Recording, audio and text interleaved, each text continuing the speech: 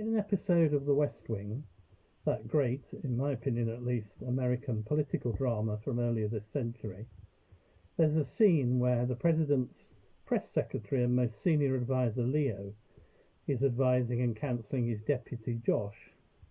Leo's a recovering alcoholic, and Josh is suffering PTSD, having been seriously wounded at an assassination attempt on the president. And he tells him this story. Walking down the street, the chap falls in a hole, and the walls are so steep that he can't get out. The doctor passes by and he shouts, "Hey you, I'm stuck down this hole." The doctor writes a prescription and throws it down. A priest walks past. "Hey, help me, I'm stuck down this hole." The priest writes a prayer and throws it down.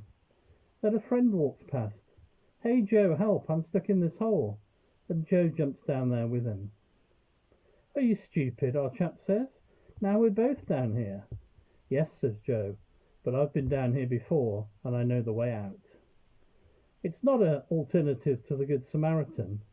It's something that I was reminded by today's verse in Ecclesiastes. Under the side heading, if you like, of two are better than one.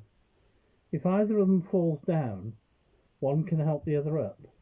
But pity anyone who falls and has no one to help them up. This is talking, I think, not literally about falling or falling down a hole, but it's talking about when we have problems, when we have falls, when we have challenges in our life. Two people, one helping the other, is better than someone struggling on their own. Later in this passage, it goes on to probably a well-known verse, "A strand of 3 cords is not easily broken."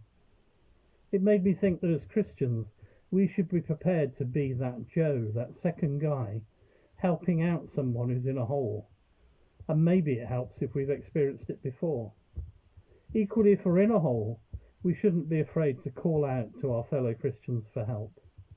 Maybe take that forward into this week, looking out for people who are stuck and working and praying with them to help them out of their hole.